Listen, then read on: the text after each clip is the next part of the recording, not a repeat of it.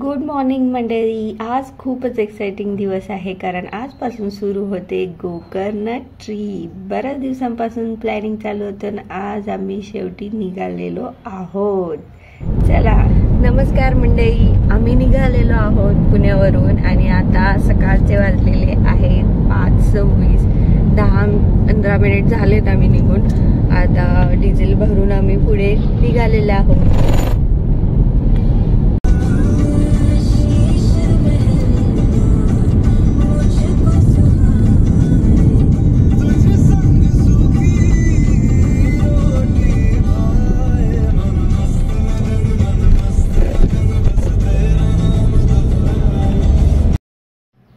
सकाळची थंड हवा, हलका उजेड आणि समोर लांब पसरलेला हायवे, एकदम परफेक्ट वाइब आहे. मला असे वाटते की ट्रिपमध्ये सर्वात मजा येते ती कार जर्नीमध्ये. आपल्या आवडीचं म्युझिक, छोट्या मोठ्या गप्पा, मज्जा मस्ती, अंताक्षरी आणि मध्ये मध्ये गरमागरम चहा मिळाला तर काय सांगू. म्हणजे टपरीवरचा कडक फक्कड चहा घेऊन आम्ही पुढच्या प्रवासाला सुरुवात केली. लवकर निघाल्यामुळे आम्हाला फारसं ट्रॅफिक लागलं नाही. तुम्ही तुमच्या हिशोबाने गुगल मॅपवर सर्च करूनही रस्ता निवडू शकता. आम्ही बेळगाव मार्गे निघालो होतो. आम्हाला गुगल मॅपने जो रस्ता दाखवला आम्ही त्याच रोडनी गेलो, कारण की काही ठिकाणी रस्त्यांचे काम चालू असतात, काही बंद पडलेले रोड असतात, त्यामुळं तुम्हीही तोच फॉलो करा.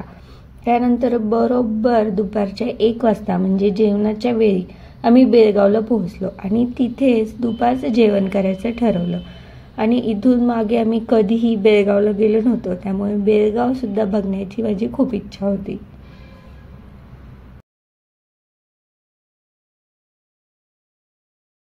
बेळगावला पोहोचायच्या आधीच मी गुगलवर वेगवेगळे रेस्टॉरंट सर्च करत होते. त्यामध्ये या नियाज रेस्टॉरंटला खूप चांगले रिव्ह्यूज दिलेले मी वाचले. लोकांचे रिव्ह्यूज वाचून आम्ही इथेच जायचं ठरवलं आणि थेट तिथलाच मॅप लावला.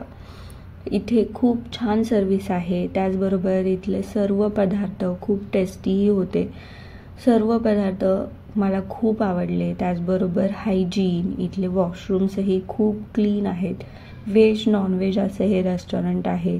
मी तुम्हाला संपूर्ण रेस्टॉरंट देखील दाखवते. खूप सुंदर हे रेस्टॉरंट आहे.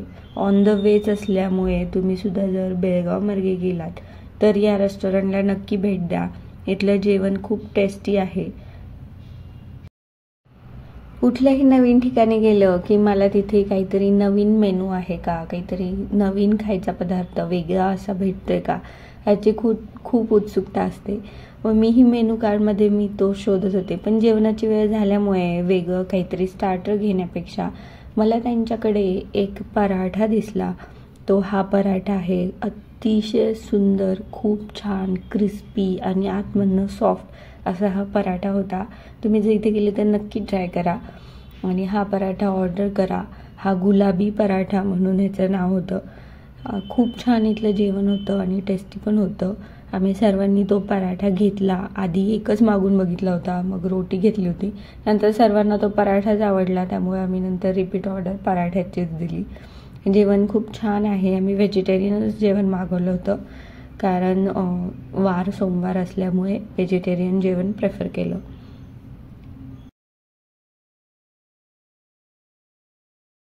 पोटातल्या कावळ्यांना शांत करून आम्ही पुढच्या प्रवासाला सुरुवात केली. आणि हा आहे माझ्या संपूर्ण कार जर्नीमधला बेस्ट पार्ट. अतिशय सुंदर कमाल रस्ते आहेत. एकही खड्डा इथे कुठेही नाही आहे. दोन्ही बाजूला अतिशय झाडं आहेत. खूप सुंदर हा रस्ता आहे. इथे असं वाटत होतं की गाडीमध्ये बसून गाडी अशी चालत जावी आणि फक्त हा व्ह्यू एन्जॉय करावा. इतका सुंदर व्ह्यू आहे.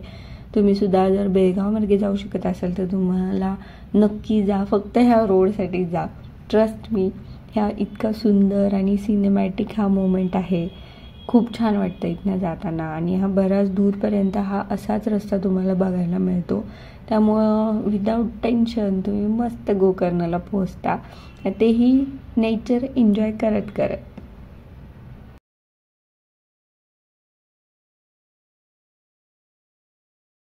ट्रॅव्हलिंगमध्ये सर्वात डिफिकल्ट पार्ट असतो ते मुलं, की मुलांना एका जागी बसायला आवडत नाही. मग ती कार असू दे, ट्रेन असू दे किंवा फ्लाईटही असू दे, एका जागी शांतते अजिबात बसू शकत नाही तितका वेळ.